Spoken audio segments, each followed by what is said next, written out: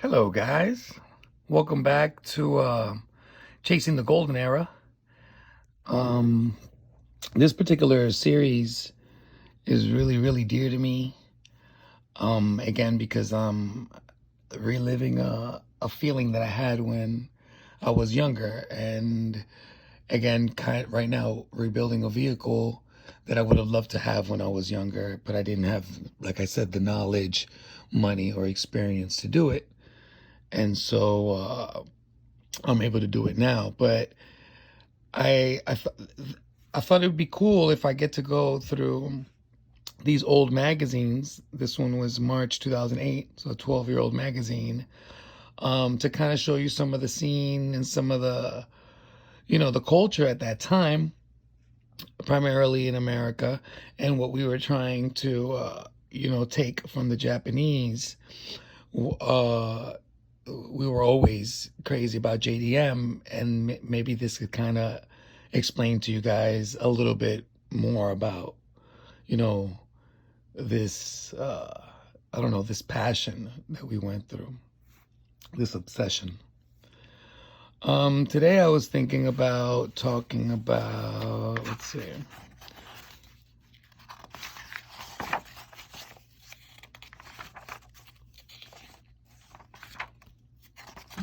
table of contents,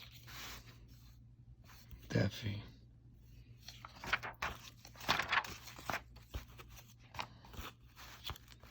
Oh, there's a table of contents. This one right here.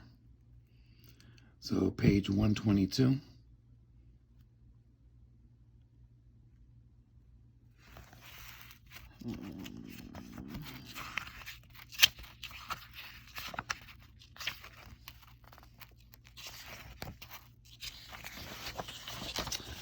As you can see, a lot of pretty girls on these magazines.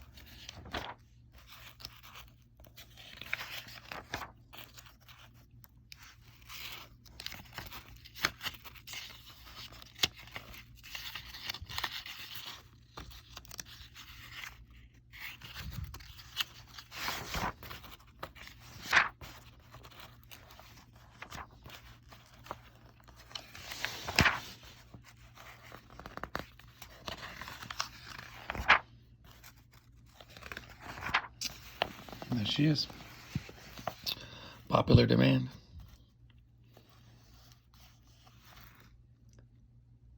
Um,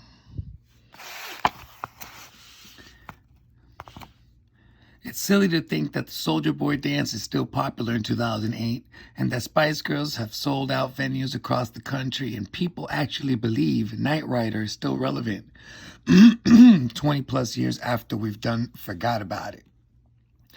What's not silly, however, is the everlasting love we all have for the car that arguably carried the tuning industry on its shoulder. ER fenders and forged unbreakable bond between man, car, ER? What is ER? I hope you meant EK. EK fenders a forged unbreakable bond between man and car and the never-ending pursuit of modification. That car is the Honda Civic. Oh, maybe not. And Vinny Khan is an example of a man who's willing to test his mettle to realize the modification chase. Now, cool little plate, right? Who needs tunes or working AC when you're road racing? Super facts. You could tell he did this himself. Um, it looks like some Civic Type R rear lights. We're gonna get to everything. Let's see what the next page is. Oh, got the fuel cell, some brides, still some of the interior, a little carpet. He decided to show his tuning skills on a hatchback 97 EK version of the Civic, the sixth generation of its kind. The EK hatchback is ripe for modifications, with a phone book-sized catalog of available aftermarket parts for companies large and small. JDM style is the most popular trend among EK owners because there is so many Japanese examples that they can all bite off from. like Civics from Spoon, Sports, Top Fuel, or any Japanese tuner featured in Option magazine. Of course, there's also a long list of American tuners who have modified the Civic in every way possible since the EK's inception, all which makes it very difficult to tune. No, all which makes it very difficult to tune. Why? An EK Civic that stands out from the rest. Oh, I see what you're saying.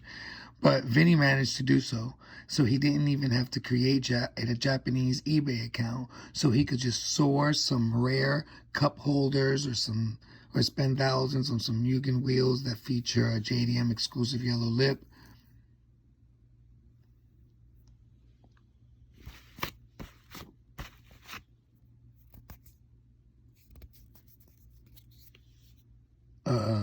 Yeah, that just happened.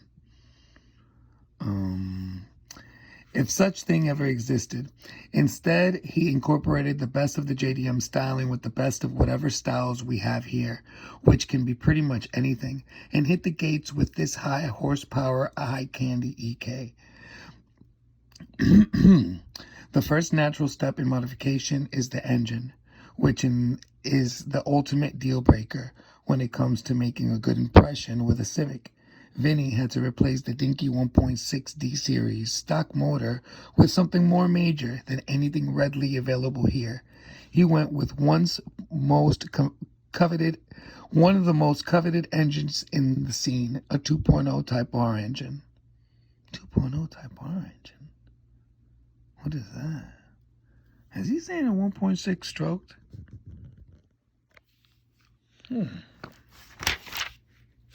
Okay. It's the stuff of legends with its OEM red valve cover, lightweight components, and a racing heritage. After all, R in Type R does not stand for recalculus. What? Recalculus. Although it should, because it is indeed recalculus. What the fuck is going on? Vinny managed to produce a documented 474 horsepower to this motor by picking and installing the right aftermarket parts, JDM or not. Inside the block, he went with a combination of CP pistons and a Crowler connection rods to pump and push the burnt fuel in the combustion chamber. To provide the fuel in the most efficient manner, he went with an AEM fuel regulator, Woolboro fuel pump, and a set of 720cc RC engineering fuel injectors. Sucking up the needed air into the engine is an SG intake manifold, and more importantly, producing the compressed air into the system is a stout turbo from Turbonetics, which works with the HKS blow-off valve and a Tile 38mm wastegate. Vinny's shop of choice, E-Shift Performance, created custom intercooler pipes to make sure that the engine doesn't overheat into oblivion. The people at E-Shift Performance also custom-made oil coolers that function closely with a Moroso oil pan, transferring the strong 470 plus horses to the ground in an Acura Integra LS transmission modified with custom gears. It grinds out with an ATS 1.5 limited slip differential and an ACT Stage 5 clutch. I had a Stage 4 on a CRX P16. That thing must be breaking engine mounts because that's what I was doing. The rear engine mount, particularly the one that goes on the cross member. Sorry, working overtime to make sure that the power doesn't slip away are some sticky Falcon tires spinning in conjunction with a set of 17-inch Fix high-performance forged modular wheels. Fix is known for its artful design and precision engineering, which has helped numerous motorsports teams from FIA to the American Le Mans win championships. Stopping the EK from ultimately demise are the front and back Willwood brakes, brake pads, and brake lines. These brakes ensure that Vinny doesn't ruin the chassis, which features a Spoon Sport front lip and a carbon fiber rear. And it's like a modified car trader. That's gangster, actually. Anyway.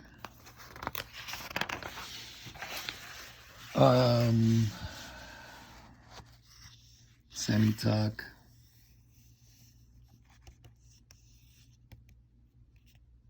Nice. So, owner, Vinny Khan, hometown, Jersey in the house, Honda dealer. Hell yeah. He's a good salesman, probably. Power 474 under the hood, 2.0 B18C5, so he stroked it out. Because the B18 is a 1.8 dual overhead VTEC, Integra Type R engine, Turbonetics turbo, Crowler rod, CP pistons, SG intake manifold, RC Engineering 720cc fuel injectors, AEM fuel regulator. Sorry, text message. Walbro 255 fuel pump, E-Shift performance exhaust, headers and catalytic converter, NGK V-Power spark plugs and wires, and HKS blow-off valve, tile intercooler and pipes, Apexi 38mm Westgate E-Shift performance oil cooler, intercooler and pipes, Apexi boost controller, and Moroso oil pan drive line. He's got an Integra LS with a 1.5 LSD and ACT Stage 5 clutch. I bet you that thing bangs. Rollers are 17x7 fists. Stoppers Willwood. Stiff stuff Apexi N1. Coilovers, E-Box strut bars, JDM strut bar, energy suspension bushings. Outside he's got the sport front lip. You see it there. Ford white paint by Ted's Auto Body. Cool. Inside's got some bright seats, the Takata harness, Defi gauges. I'm trying to get some Defi gauges from me as well. Sparco steering wheel. I'm still fighting it or debating if I'm going to go with the original EK9 or if I'm going to go with a spoon steering wheel. Sparco shift knob. Don't know if I'm going with original Type R or, again, something like a teardrop titanium, something funky. Performance dash and panels, props, and that's it. March 2008. He definitely doesn't want to see unwarranted scratches on the well-placed graphics when he races his whip at NASA events and time attacks. According to Vinny, the Civic was built solely to race on these types of events and is the process of learning to drive a 470 horsepower car on a road course. If the whole racetrack ambition doesn't pan out, he'll at least be comfortable atop the bright seats inside the cabin, which also boasts a steering wheel and a shifter knob combo by Sparco. The Defi gauges are hard to miss, but it's the custom dash and the panels by E-Shift Performance that really catch the eyes. Vinny opted to stay away from the superfluous components like audio, but he did make sure that Apexi Power FC sits conveniently within that eyesight and reach. Though this isn't the best and most original EK Civic to ever come out, a combination of aesthetics and power doesn't hurt in its chances of being a car you'll remember if you ever see it zoom by the streets or pass you up on the track. Plus, Vinny's loyalty to the car that started it all and his passion to modify it the best way he can is proof positive that the Civic will never die and that the pursuit of modification will always be a never-ending struggle. At the very least, the Civic isn't as lame as the Soldier Boy dance, which, by the way, needs to disappear immediately. And that was a write-up. And that was a write-up. Thanks for listening. Peace.